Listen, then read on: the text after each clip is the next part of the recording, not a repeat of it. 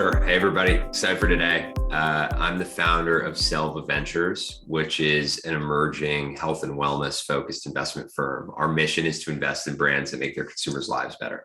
So that means to us, better ingredients, better function, better emotional connection with the consumer. We've been around for about 3 years, nearing the end of our first fund's deployment, and we'll soon be investing out of our second fund. Have invested in some amazing brands so far, like Midday Squares, Mudwater, Verb Energy, Shirley Wines, and excited to be involved in many great ones on the come, maybe even somebody on this call. So excited to meet you all and hear your stories. Awesome. So let's get things kicked off. If the team at Leisure Project wants to unmute themselves first, Alex, you can kick it off. Please share your screen. And then once you start, I'll start the timer. Sounds good. Happy to be here. Thank you for making the space. All right, cool. You're good to go. Alrighty. Hi, everyone. We're the team at Leisure Project. We're a brother co-founded duo and former D1 athletes turned creative marketers. And we are flipping the script on hydration for the next generation. We believe the hydration category has fallen asleep at the wheel. Hydration beverages like Gatorade have only ever been branded for athletes and exercise and formulated to serve the needs of physical performance. But the reality is, kids don't want to be athletes anymore. They want to be creatives. And their needs are rapidly evolving. Young people are more concerned about their mental health, and 91% of Gen Z say that they experience a symptom due to stress. Stress and dehydration, it's interconnected. Even mild dehydration can impair your mental cognition, decrease your energy, and with 75% of Americans chronically dehydrated, it's no wonder why we have a lack of focus, mood swings, inconsistent energy, and anxiety. So with this being true, we believe it's time to rethink what hydration can mean for the consumer of tomorrow. And that's why we created Leisure, a hydration beverage specifically designed to service the needs of an overstressed and creatively inclined generation. In the marketplace, we see ourselves as blending categories for something very familiar yet freshly positioned, taking things that have worked for decades in the hydration set across plant water, sports drinks, enhanced waters, but bringing in ingredients like adaptogens and nootropics into a more approachable daily routine in a hydration use case. So Leisure is packaged in a 16-ounce aluminum can. We are low sugar, low calorie. We have a lemonade-like flavor and 50% more electrolytes than a serving of coconut water, and then infused with a blend of adaptogens and nootropics that help with focus and clarity. When we look at gut health, we know that functional beverages are exploding and that consumers are looking towards beverages to solve for common health issues. Yet what's interesting to us is that the brain health market is 5 times smaller than gut health. Yet stress and anxiety is the #1 health concern of Americans today, which shows us that there is a massive opportunity for brands that position themselves for mental well-being. We're building the most relevant hydration brand for the creative community, and that's why we've created our own brand universe. Welcome to the Leisureverse. Extends across our beverages, NFTs, merchandise, and so much more. We're differentiating ourselves from our product positioning as hydration for mental well-being. We're aligning ourselves with the creative community, and from the jump, we're enabling ourselves for a Web3 future. We have pre-launch excitement, earned media and industry attention, a fanatic community, and we've driven over 6 figures in revenue as a pre-launch brand across our NFTs and pre-orders.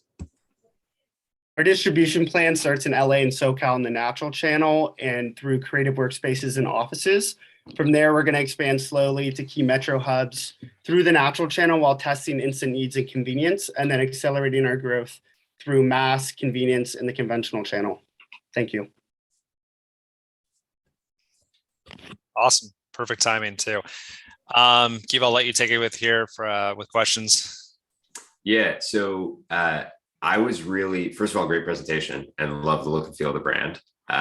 Was struck by the brain health market being 5 times smaller than gut health. One thing that's interesting to think about is like how consumers feel after they drink one of these relative to how they feel after drinking, a probiotic or prebiotic beverage. So how do you make sure that consumers feel the function that you're promising? Yeah. Alex, you want to tell the story about yesterday from your Yeah, so we actually just launched a test at UCLA on their delivery service Duffel. And I had some people call me after drinking the beverage. And the first thing that they said was, I used to think that I needed another yerba mate to stay productive. But after drinking Leisure today, I realized that what I needed to stay focused and productive while studying was to feel a little bit more relaxed and hydrated. And this blueberry lavender Leisure is helping me accomplish that. But beyond that anecdotal story, it really comes from ingredient sourcing. So everything we use is ocean derived and plant-based. So a lot of drinks use lab-made compounds. So all of our electrolytes are from the ocean. Our vitamin D is plant-based from algae, and our nootropics and adaptogens are the best sources on the market. Very cool. Talk to me about price point. The higher price you go, the fewer retailers will, accept you, and the harder it is to drive trial. But obviously in the early days, you need the math to make sense. So how are you thinking about today and in the future? Yeah, so right now we're coming in at a MSRP at around $3.99. Now that depends on the channel. Our goal over time is to get the product down below $3. We have a very clear path to get to $2.99 at a very high margin. So over the next 3 to 5 years, our goal is to slowly get from $3.99 to $2.99. And we think that $3.99 is a place that can drive trial and natural. And then when we get more into convenience in the conventional channel at $2.99, we'll be at a solid price point. Love it. Excited to try it. Looks great. Thanks so much, guys. Yeah, great job, guys. Way to kick us off here. All right, Philip over at Yolele, you're next. Feel free to unmute yourself and then share your screen. And then once you start, I will start the, I'll start the buzzer here.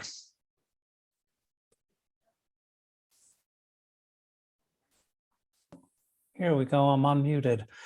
Pierre, I see you're on here too. Are you doing this or am I? Can't join, okay. So if Pierre were here, my name is Philip Tevero and I'm the co-founder of Yolele with Pierre Cham. Pierre is a chef from Senegal, moved to the US to become a college student, ended up becoming a chef and found there's no African food at the table, made it his mission to do so. And together we joined forces to form Yolele as the premier brand for African foods. And we're mission driven. We're supporting smallholders who use climate resilient regenerative agriculture.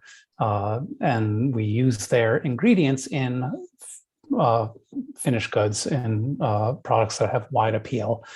We believe that there's every reason in the world to be tapping into this trends for African foods, for superfoods, for responsible foods.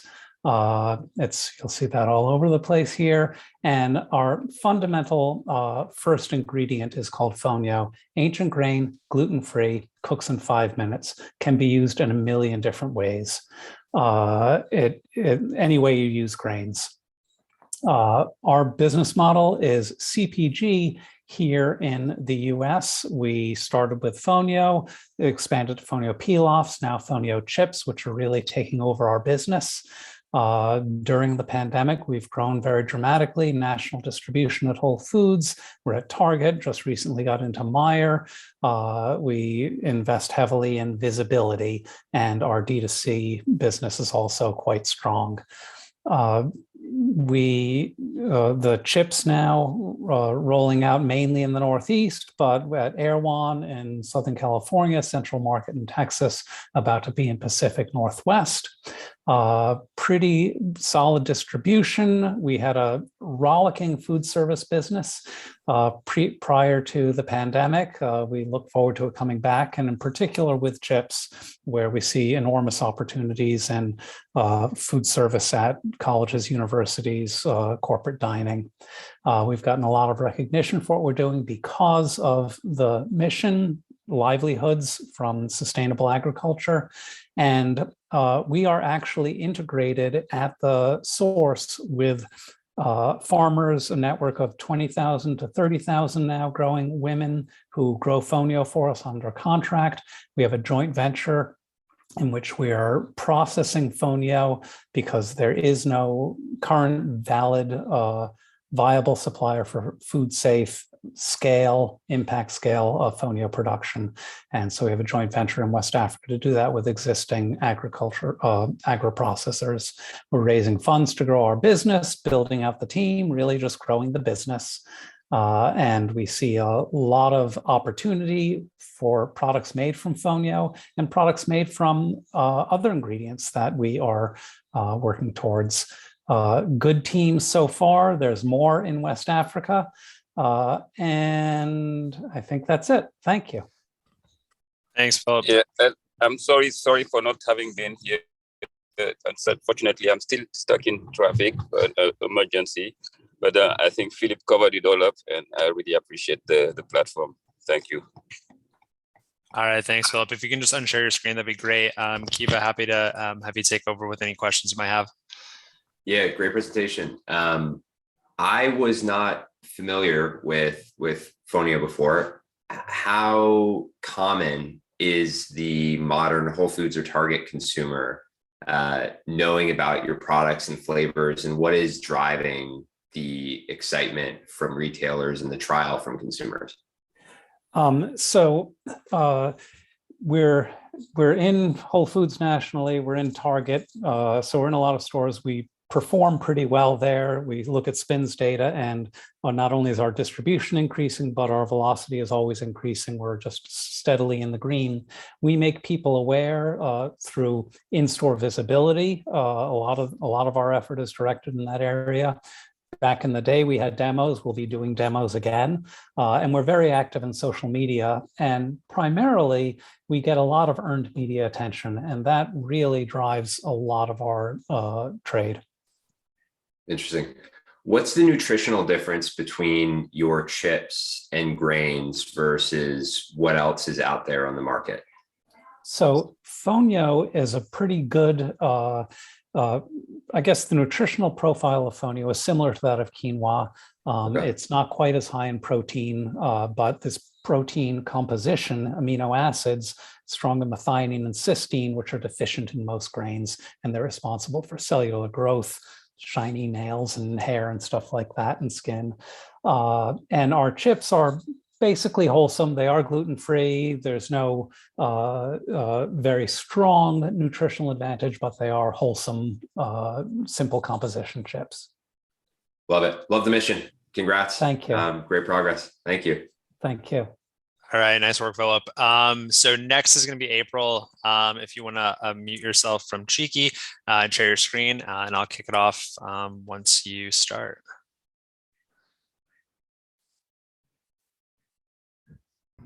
All right, unmuted, successful. Let me just get here. All right.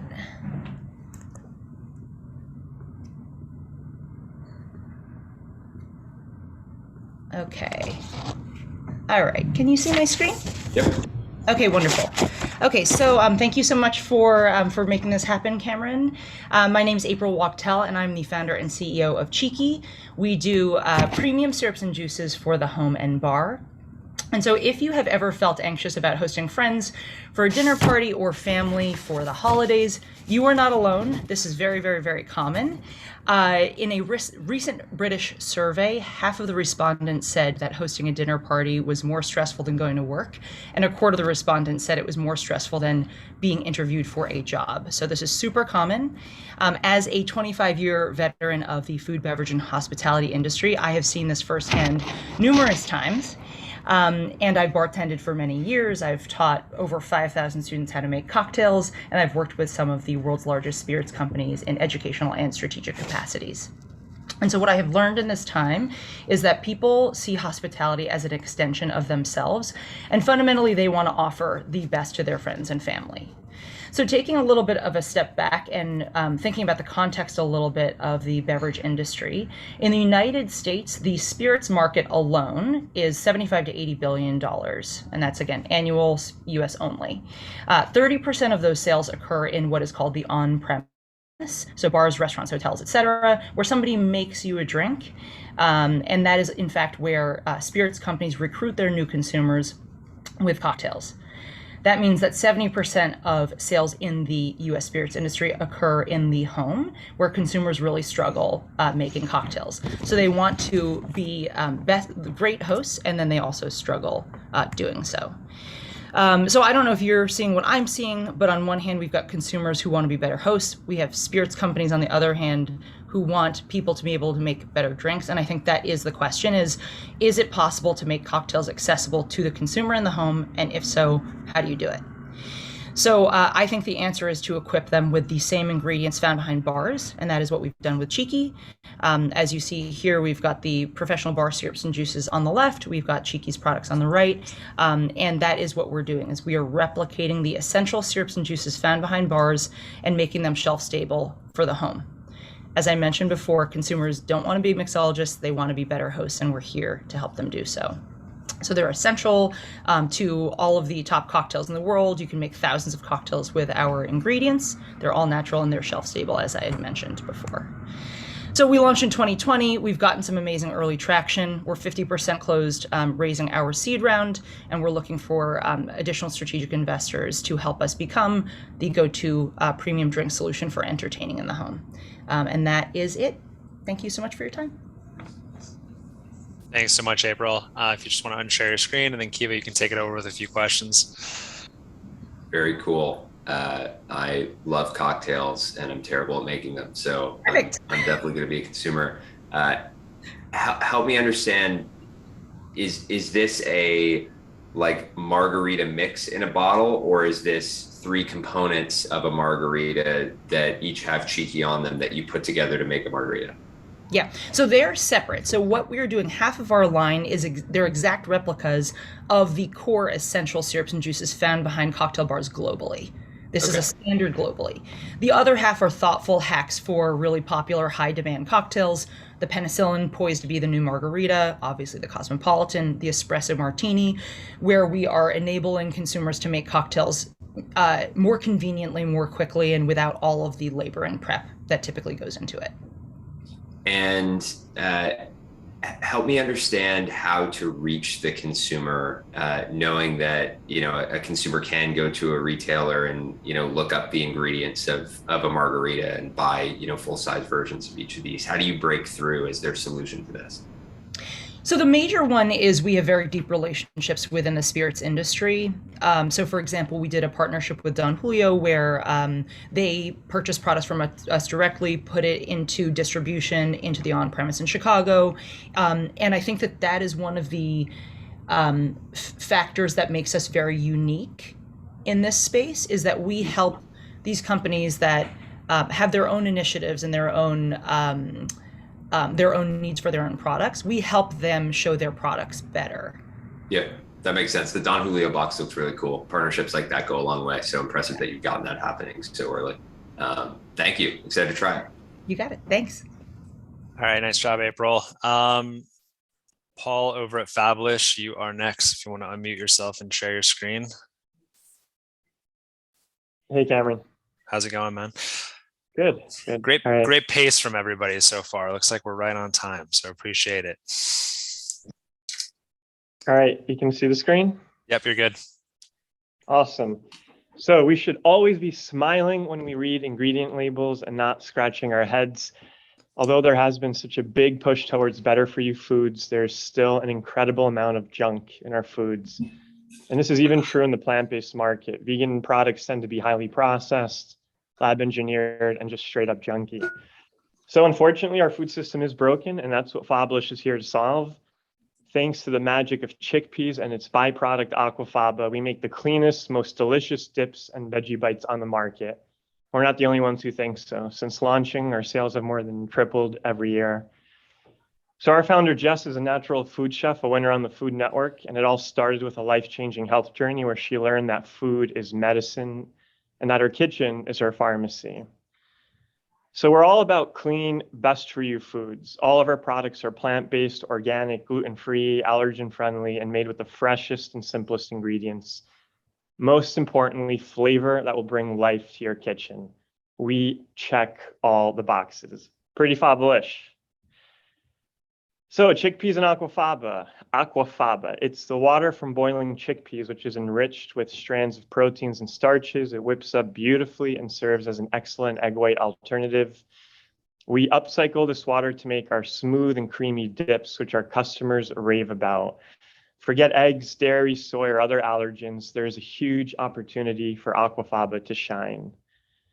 And from the chickpea, we make the first baked and organic falafel, nutritious heat and eat veggie bites that are perfect as a snack or as a centerpiece to create your own meals. We're bringing life back to the freezer aisle. And the response has just been tremendous. We've won multiple industry awards, great press, outstanding customer reviews, and we've even had top retailers reach out to us to carry our products.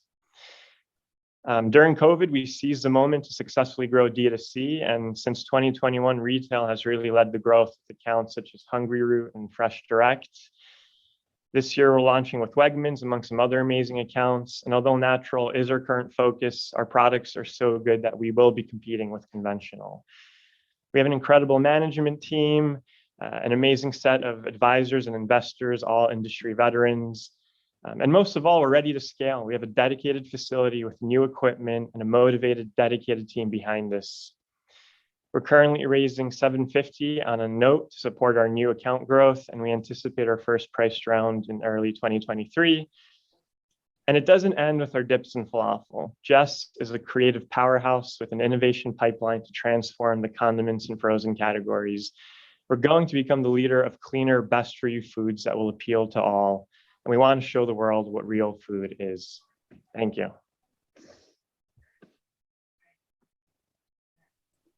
Awesome. Kiva, any Very questions? cool. Yeah, brand looks great. How much has your split of sales been between the falafels and the dips to date? Yeah, good question. So through 2020, it was pretty split between both product lines. In 2021, really, it was weighted towards the falafel, but that was more of a function of distribution. We had Hungry Root and Fresh Direct bring on just the falafel, which really led our growth last year. But for example, Hungry Root is now bringing on our dips this year. So we anticipate growth there as well. So a challenge many brands have who sell in two different parts of the store is two different buyers, and their consumer isn't seeing a brand block when they walk through the store. So how are you thinking about making sure that success with one leads to the other and vice versa? Yeah, I mean, that's something we've been paying attention to closely. We get asked that question all the time. Thus far, having the two product lines has been a strength for us. I mean, we are upcycling the ingredients, they pair well together, gets us more exposure. Our strategy is a bit more channel focused. Our falafel has been performing really well online, with like Hungry Root and Fresh Direct. We have Thrive Market. I want to bring it on this year. Imperfect Foods as well. And our dips have really been getting traction in brick and mortar retail. So, Wegmans is launching the dips this year. So I think our focus will be a bit more channel based brick and mortar requires a lot more trade spend and marketing focus, and we're going to put that into the dips. And as we grow there and succeed, then we'll want to layer in the falafel over time and have that product just continue to work for us online. Very cool. I'm excited to try this. This looks awesome. Thanks so much. Thank you. Yeah, I would love to send samples. Appreciate it, Paul. Renee, over to Amazi. You are next. Excellent. Thank you. Good to see you. Are we good? You're good. Let's do it. All right. Snacking. Generally a pretty mindless activity, right? We pick it up, scarf it down, unsatisfied and disconnected. And what if we could shift that? What if snacks could not only target convenience, but build global, meaningful connection with every bite? I'm Renee Dunn, the founder of Amazi Foods, and we're on a mission to do just that, to help you snack on purpose. At Amazi, we make innovative tropical fruit snacks that are made in partnership with small businesses and inspired by farmers in Uganda. Our unique, craveable 3-ingredient snacks not only support a healthy, busy lifestyle, they also build sustainable supply chains with every bite. When I was studying abroad and living in Uganda, I was blown away by the organic fruits. They were bursting with flavors unlike I'd ever had, But I was struck by the lack of market access. So coming from the US, I knew that there was a huge opportunity. 95% of consumers snack at least once a day. The dried fruit market sits at over $12.7 billion. And beyond that, 67% of consumers actively prioritize products with purpose. Seeing the disconnect, the solution became clear. We set out to build a vertically integrated supply chain that would fill the gap between source and consumer. But don't worry, my fellow foodies, we're not just in it for the feel-good story. Because of our commitment to production at source, we actually capture the flavor of unique tropical fruits at their peak ripeness and introduce them in fun, accessible ways. First, we have our jackfruit chews. I think I had some delay in my screen there, but first we have our jackfruit chews. They're sticky, chewy, packed with fiber. And unlike other brands using jackfruit as a meat replacement, we highlight its sweet side, which tastes kind of like mango, pineapple, and banana had a baby. And then our plantain chips, they're dried and roasted instead of fried. And so they offer a caramelized texture, no greasy residue, and a nice hearty crunch. All of our snacks are only 3 ingredients and top 8 allergen-free. Over the past 3 years, we've not only doubled revenue year over year, we've also improved our margins through increased transparency in our supply chains. We've landed partnerships with Sprouts, Wegmans, and Imperfect Foods, and have even unlocked growth and discovery through corporate-facing partnerships. We anticipate continuing to double growth year over year and to reach profitability by 2024. We're honored to, along the way, have received some incredible praise and press, both from customers and press alike. All with our very small but mighty team. We've stayed nimble but capital efficient, and surrounded ourselves with great partners, advisors, and contractors. But of course, the most telling part is our impact. To date, we've created over 80 jobs, sourced directly from over 240 farmers, of which 63% of which are women, and we're paying everybody 3 to 4 times the local market rates. Amazi is proof that through radical transparency, convenient and connected snacking is possible, and it can taste pretty damn good too. Thank you for choosing to snack on purpose with us. Great job, Renee. Thanks. This looks great and really different from what else I've seen on the market. It definitely strikes me with that differentiation when it comes to retail. How will the consumer know what you are and know where to find you? Great questions. And those are the lessons we've learned in the first couple years. We've gotten a lot better at it now. We definitely had some merchandising challenges in the beginning. Sprouts is our main anchor retailer, and we've been able to learn a lot that way. I think the toughest thing for us is that we, are trying to build that brand block so that people understand that our brand, no matter whether it's the crunchy product or the chewy product, are committed to sort of this innovation in the tropical fruit space, offering kind of craveable textures, unique flavors, and offering that within typically the dried fruit or the superfood set. We belong there. We've had mistakes where we've been placed, for example, in alternative snacks where they put us near jerkies or coconut chips, or even our plantain chips landing alongside big bags and salty snacks. And so what we've been working on really hard is making sure that we do have that consistent placement of either cross merchandise and produce, dried fruit, kind of near products like rind, bear snacks, solely. That's kind of where we belong to kind of frame the product in the right space for the consumer, because otherwise I agree that it can be a challenge to make sure they know what to expect if we're scattered elsewhere in the store. Cool. Yeah.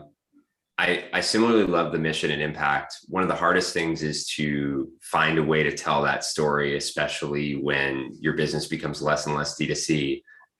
It also seems like a primary reason to buy the product and stick with it. So how are you running that balance? Yeah, it's been a lot of little iterations with our packaging along the way. Also, in my pitching to retailers as well, it's a different story than pitching to the consumer. But we've kind of learned that we do a soft call out to the mission on the front of the bag. It says ethically made in Uganda. It says snack on purpose. But we focus a lot more on what they can expect in terms of the taste and texture and the 3 simple ingredients. When they flip over the bag, they find an image: farm, production, your mouth.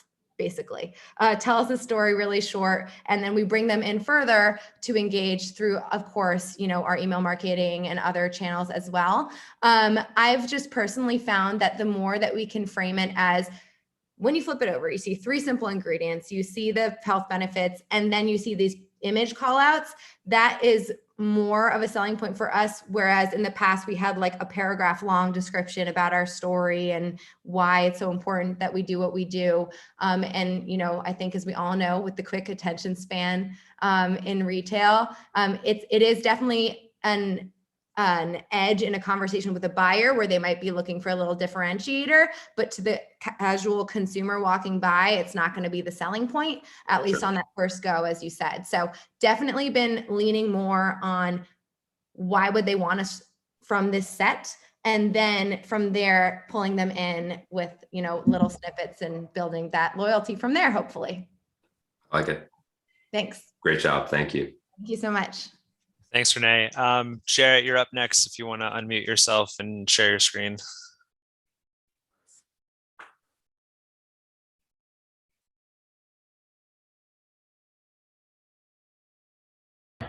Sorry about that, having a little bit of a flip over to my presentation. There we go. And let me get this thing shared.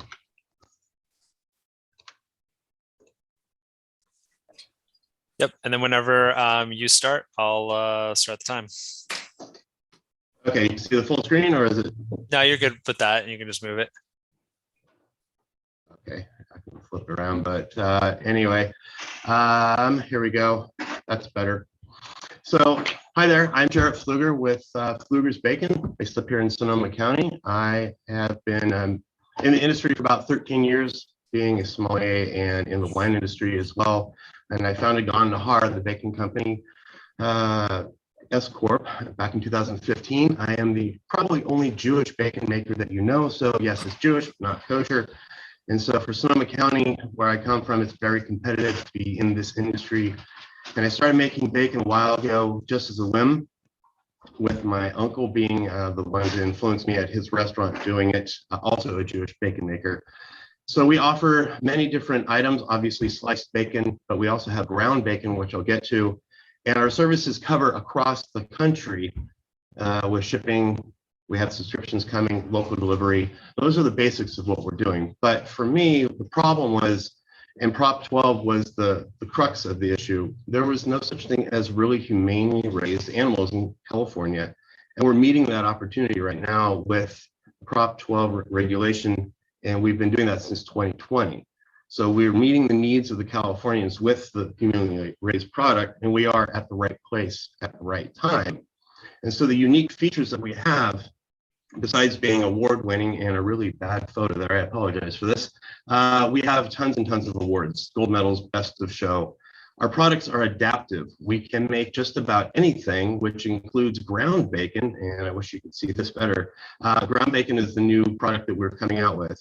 It's no sugar, it's uncured. We have all kinds of other versions. We are looking at using our integrity as the foundation of what we're doing, and we want to be the top selling product in 2025 in Northern California and moving on.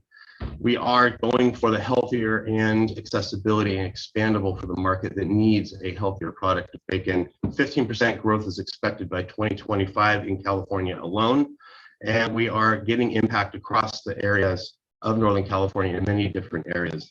So the funding we're looking for is essentially just for the inventory that we need to have so we can grow, get some boots on the ground, getting out to the stores, getting out to the people, and getting the samples so we can get out of our initial phase, and then just the basic equipment that we can use to store the bacon and ship it out to people. So my name is Jarrett Pfluger. I am Pfluger's Bacon, and you can contact me with any questions. Thank you. Thanks, Jared. If you just want to unshare your screen, and Kiva, you can feel free to answer any questions. Absolutely. Yeah, Jared, great presentation. First thing, meat has for a long time been a more difficult place to build brands, partially because of how retailers merchandise it. How do you think about building a brand in retail in this space and standing out amongst what's otherwise a less branded universe? One of the keys was the label that you saw. We wanted to bring it back down into simplicity, just like a wine label. If it has a name on it, it just speaks for being stronger. And if you don't know what it is, you should know. So it kind of has that impact if it's worth its value when you look at it. And so that's the aspect on the retail side of grocery. But for us, we're looking at the lower hanging fruit, getting into the farmers markets, getting out to the people directly, getting monthly subscriptions. That's more connecting with the consumer, and they'll see who we are with that healthier, uncured, real bacon like you get from a butcher shop versus Oscar Mayer and everybody else that's out there. So that was the aspect of how we want to hit the market instead of really focusing on retail. Got it. Yeah. And the humanely raised seems like a very big part of the value proposition to the consumer. I'm an animal lover myself. I'm not a vegetarian. I was not familiar with Prop 12. How do you tell that story and make sure the consumer understands what makes you different? That's something that we're working on right now because Prop 12 is in a little bit of a flux. It's been sitting here for almost 4.5 years. They want this in California. So the awareness just through the media and the publicity for California itself, which is the area that we're working on growing in right now, is really what we are utilizing and leveraging so we can get people aware. And then we'll just mention Prop 12 ready. We're looking at putting more labels onto the product that draws them in, shelf talkers, and also just face-to-face. People are going to look us up, and we're attaching meta tags in our website as well, so it draws people right into it. Very cool. Thank you. All right, thank you. Thanks a lot, Jarrett. All right, Sam over at Rosebud, you are up next if you want to share your screen and get started. Cool. Just 1 second, I'll get this going here. My bad. Okay. Hey, everybody. My name is Sam Rose, and I'm the founder of Rosebud Ice Cream. Can't seem to get my slideshow to work. That's fun. Okay, cool. Anyways, so I launched Rosebud Ice Cream as the world's first CBD infused ice cream back in early 2020. Launched with 3 CBD infused ice cream pints. And we kind of quickly learned that it's pretty tough to grow CBD infused ice cream into major retailers. So over time, we had to figure out a lot of stuff on the go, I would say. So it was originally me doing all of the production and even some of the distribution. So our main goals for 2021 were to establish relationships with national distributors and try to get a co-manufacturing partnership set up so that I could focus more on the sales aspect of the business. As I mentioned, we learned that CBD infused ice cream wasn't exactly the best way to grow through major retailers. So in June of 2020, we launched with a line of non-infused ice cream products, which later that year we got into Whole Foods. And despite not having any marketing or promotional support, we quickly grew to their top selling local ice cream brand. When I say not having any marketing support, I literally mean like I didn't know what a TPR was until later that year. So we were able to continue to grow the brand and just kind of build out through the independent retailers here in Colorado, as well as build out our presence in Whole Foods until this year. We signed a deal with DPI Specialty Foods and have an established partnership with a co-manufacturer. On June 1st, we're going to be adding to 100 King Superstores here in Colorado, adding to 13 Bristol Farms and a handful of independents in Southern California, and also expanding to Central Market in Texas. Our main marketing strategy is kind of a 3-pronged approach through in-store trade spend, digital advertising and promotions with influencers and other kind of press, celebrities and stuff like that we've been able to develop relationships with, as well as pretty aggressive demoing between myself and a team of people I've hired as brand ambassadors, in addition to using a service. We haven't totally dropped the CBD from our product line and have a line of CBD infused cookies that are getting added to 170 sprouts this year. And I have a meeting with them next week to see if they'll be adding our CBD infused ice cream products. We're also going to be getting into more Kroger stores at the start of 2023 through Ralph's. And our main strategy is to just expand into major national retailers, hold shelf space until we can convert that existing shelf space into CBD infused ice cream shelf space. So I know I kind of got a late start with getting this thing up, so feel free to cut me off. You're good. Cool. Kiva, you're good to jump in here with questions. Thanks, Sam. Tell me about the product that doesn't have CBD in it. What's making it sell so well? Sure. It's 5 pints, non-infused ice cream pints. So we have 5 flavors: vanilla, strawberry, mint cookies and cream, blue moon flavor, which is pretty popular back in the Midwest that we've successfully introduced out here, and coffee flavor. So we've just always focused on having quality ingredients that we can maintain as we scale. I've always said it's one thing to have really great vanilla, but if you can only source enough to do 200 pints, it's not really going to last. So just really promoting quality in our products, and, you know, as best we can, getting people to try it. We see a really good return from when they try it, they buy it. Cool. I mean, CBD is an interesting ingredient that has gone through waves over the past few years, and it reacts. Everybody reacts to it differently when they try it, depending on the format. Why is ice cream the right format to get your CBD intake?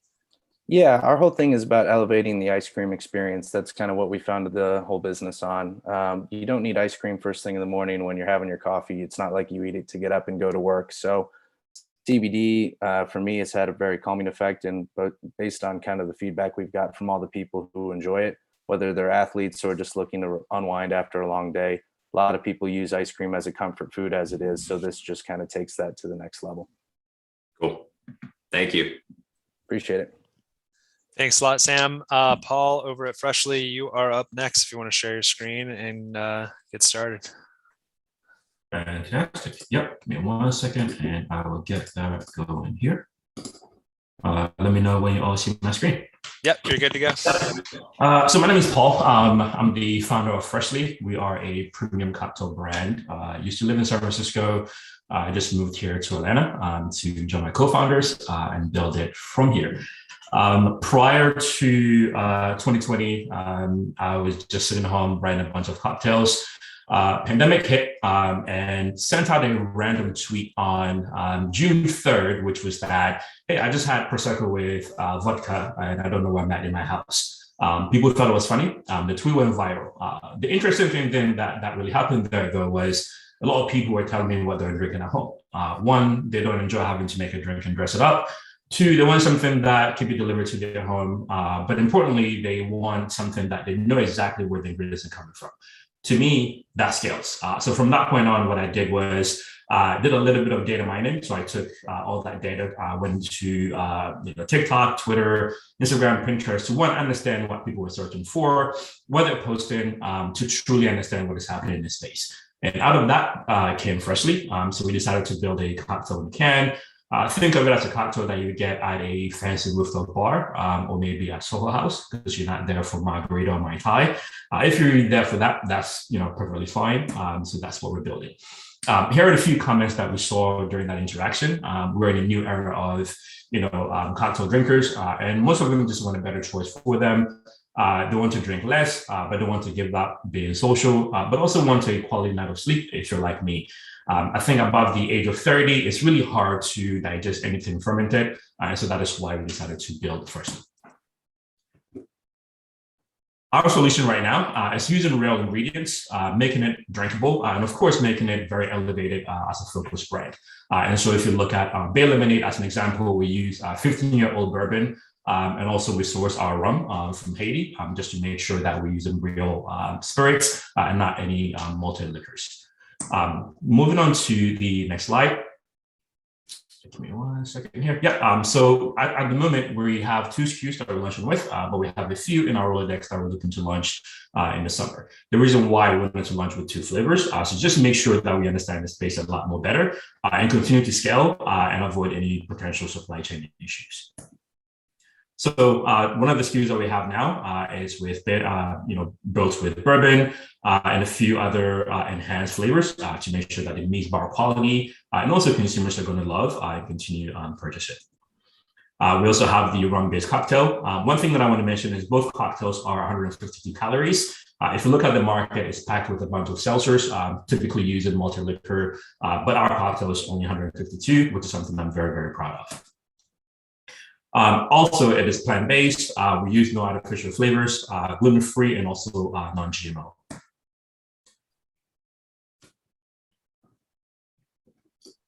Just having some delays here. One sec. Uh-oh.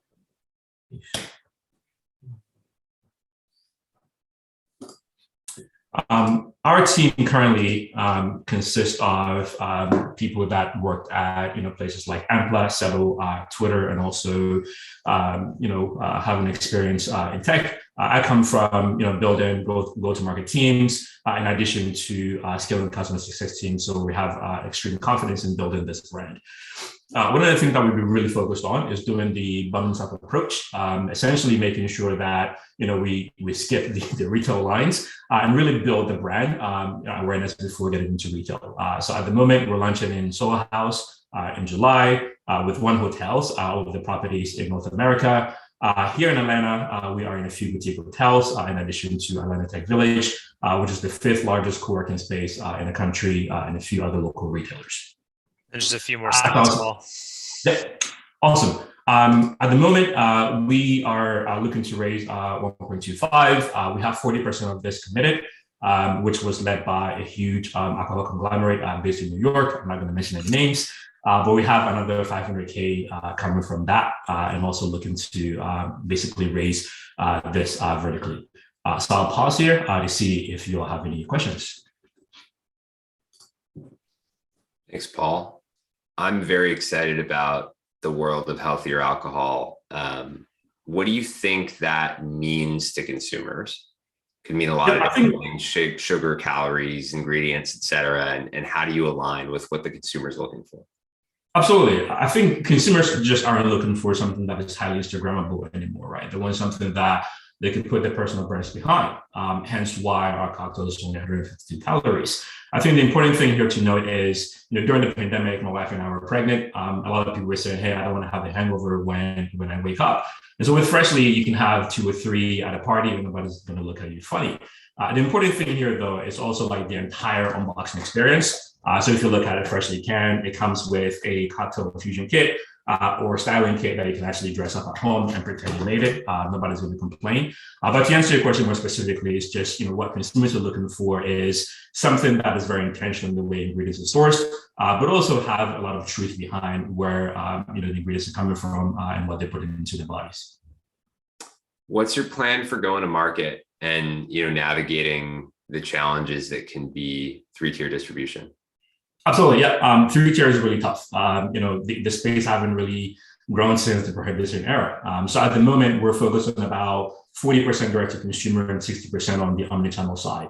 To that effect, as I mentioned about the bottoms-up approach, we're looking to work with modern retailers. So we're looking at Chelsea Piers, Foxtrot Market, and examples of that.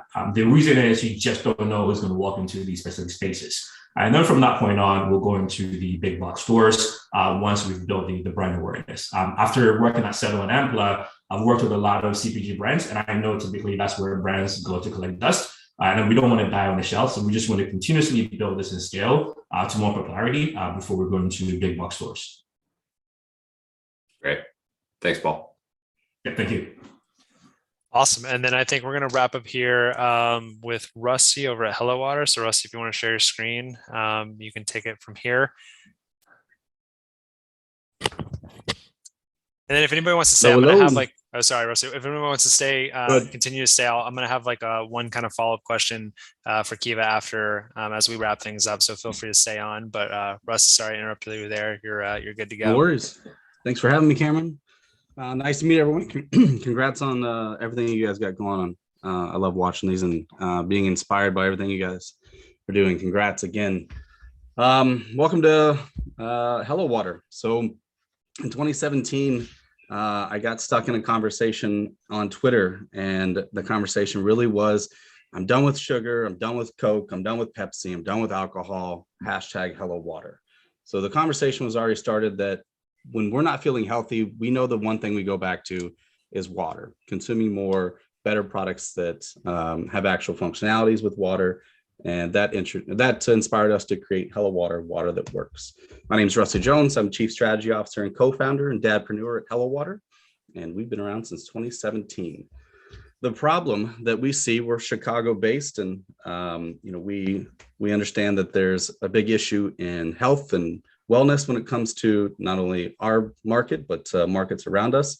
And we see that public enemy number one has become sugar and the sugar consumption.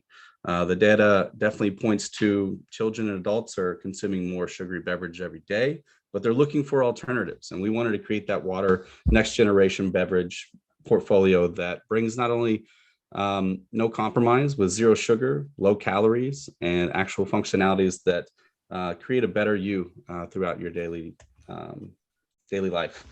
So in 2017, we pioneered Hello Water Prebiotic, one of the first fiber-infused waters, helps curb your appetite, aids in digestion, and just overall supports digestive health.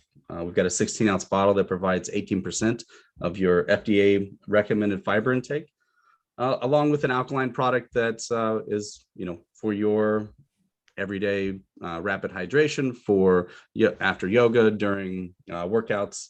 And then during the pandemic, we partnered with a global agricultural firm to bring to life a patented technology called Cyto Plus in our beverage called Hello Water Defense.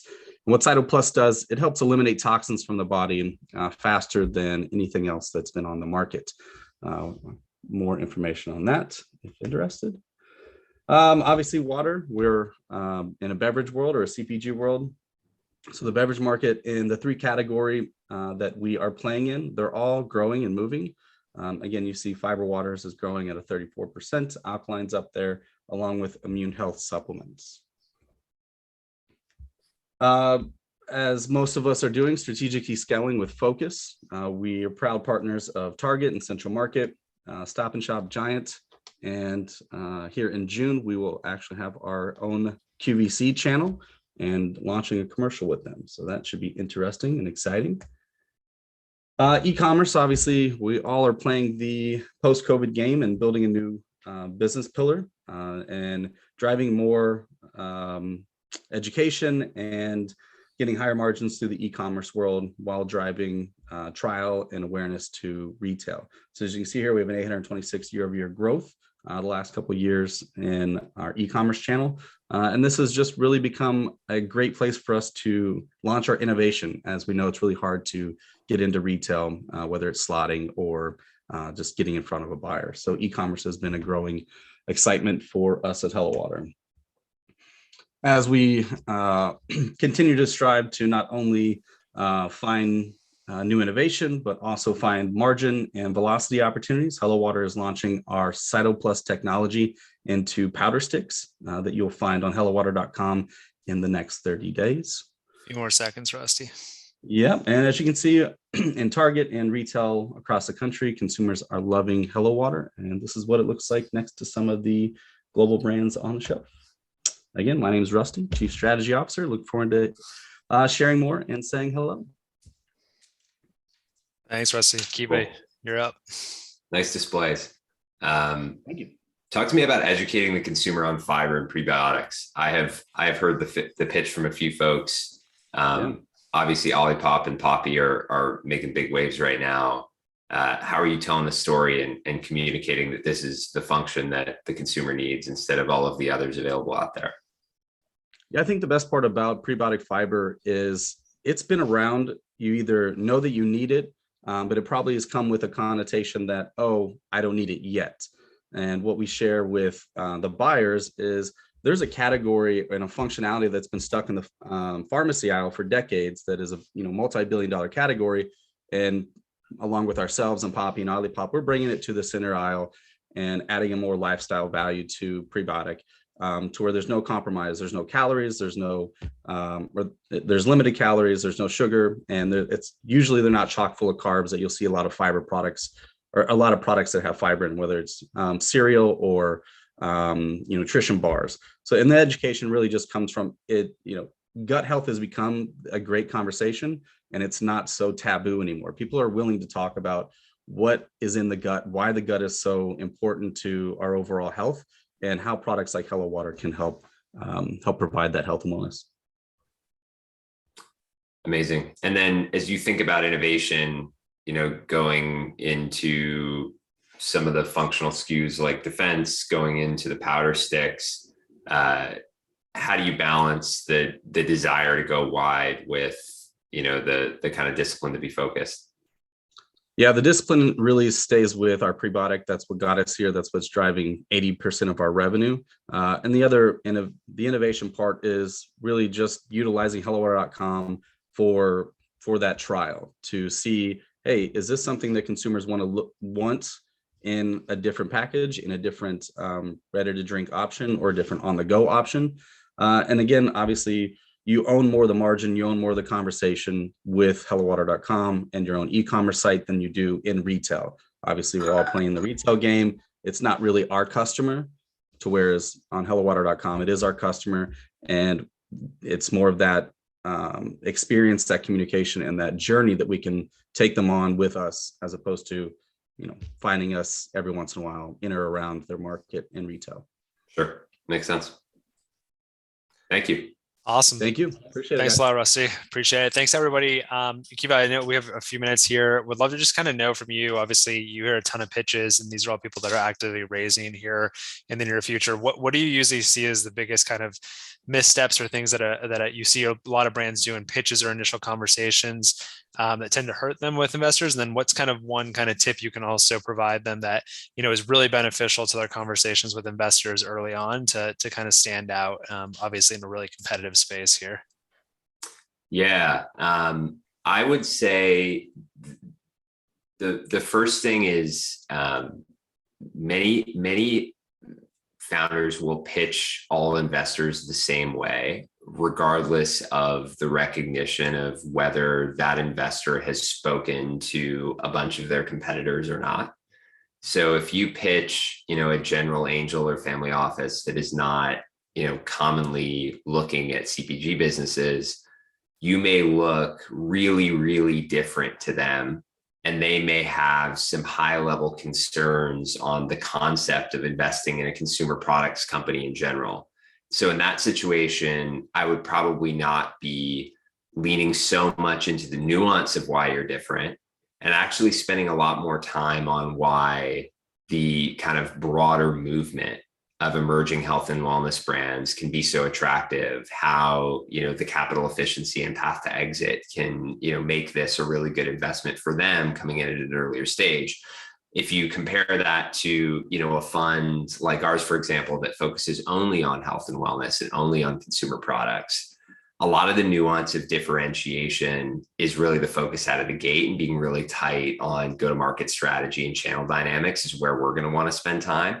And so I sometimes think like having almost two different pitch decks and the ability to kind of run the decision tree of like, how well do they know the space? How nuanced should I be versus high level is something that, sometimes folks can shoot themselves in the foot by going down the wrong path between those two. The overall tip that I would say is, people being consumers, they buy products not to just, make themselves healthier. They buy products not just to make themselves happier. They buy them to solve problems. And the problem may be that, they've been looking for something that meets a certain specification, or, there's a certain hole in the market, or they have some pain point in their life. I actually think the tighter that you can articulate the problem that you are trying to solve, the better the consumer is going to understand, or the better the listener is going to understand why the consumer buys your product and why the consumer talks about you afterwards, assuming they have a really good experience with it. I think, the companies that tend to give a really clear articulation in like slides 1 and 2 in their deck of what is the problem and why is this solvable tends to be a really good hook that sets the great stage for the rest of the conversation. Awesome. I appreciate this so much, Kiva. I know all the brands appreciate it, and then all the brands that are going to be watching this after. This is a super helpful resource. Everybody, good luck in all of your funding journeys here. I'll connect with Kiva after this. I'll see if he wants any connections to be made, and then I'll take care of that on my end. But thanks so much, and everybody have a great rest of the week.